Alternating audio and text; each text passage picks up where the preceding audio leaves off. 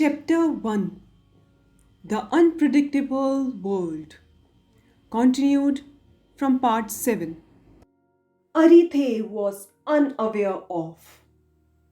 Arithe's concern, her attempt to boost the life of a destitute mother-daughter pair, had been under the surveillance of a human heart that had melted down by listening to their heart-rending story. As they were all in the conversation, an affluent-looking lady came and stood close to them. A white Audi could be seen parked nearby, probably hers. None of them realized until she introduced herself to them. "Hello, everyone out here," said the well-off lady softly. This diverted everyone's attention towards her. She looked in her mid-40s.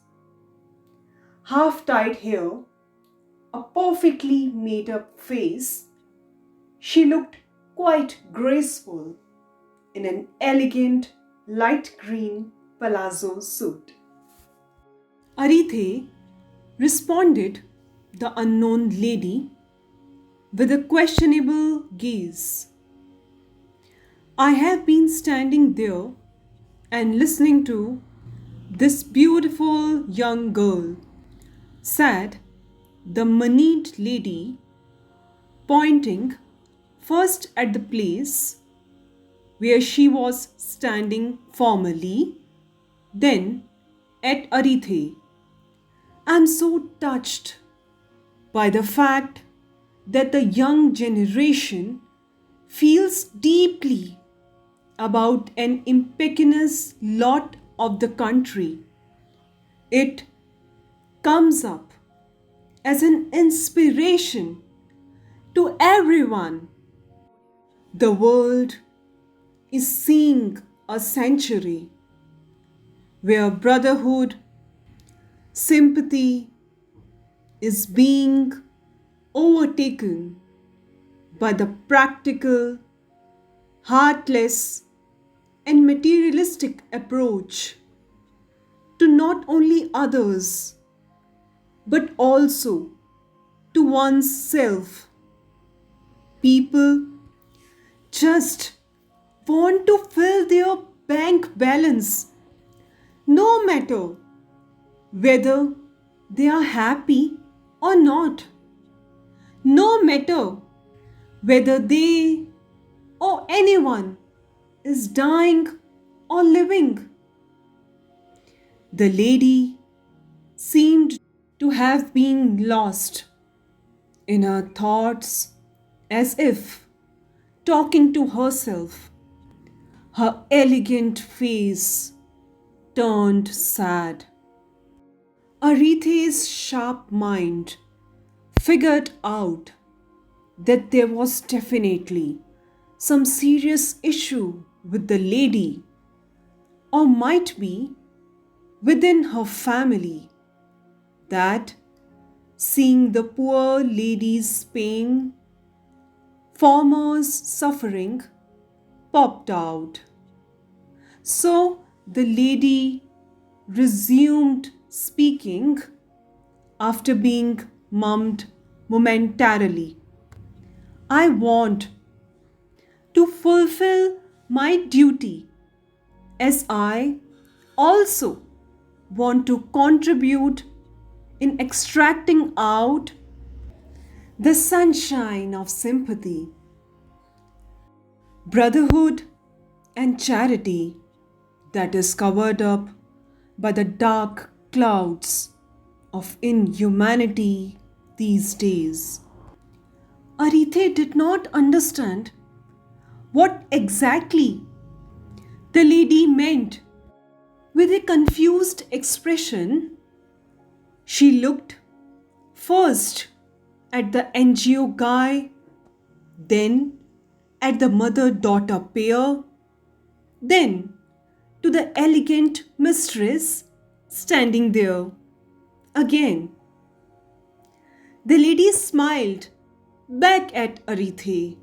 She said, I would bear all the education expenses for this little girl till she would want to study, she said, smiling.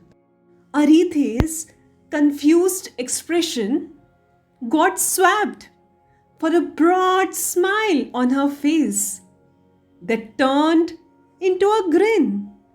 That's great, she said happily. I would take you to the shelter, said NGO volunteer, and took the mother daughter away. Please give me the address of your NGO so I can also come here, the rich lady asked the volunteer guy. Yay!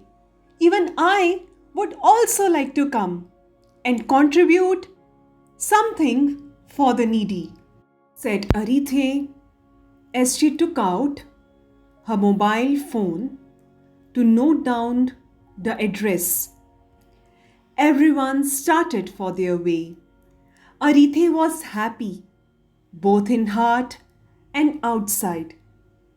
Smilingly, she rode her scooty to the home.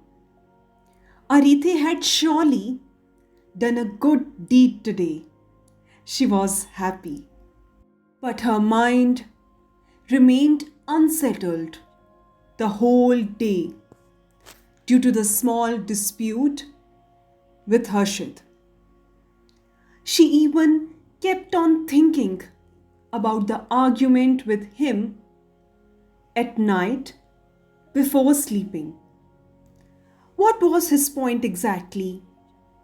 Did she overreact and should have listened to him? I must not have overreacted, Arithe murmured to herself. She felt a bit guilty. Why did she just blast out at Harshit instantly?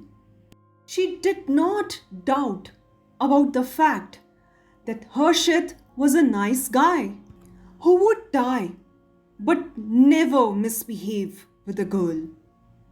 If I had felt something wrong about his behavior, I must have told him nicely rather than just growling at a nice person like him.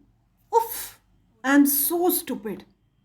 When a person anger outbursts at someone out of ego, at one moment he thinks he is right, but it quivers the nerve frame of his brain, causes him headache, and develops anguish in his nature.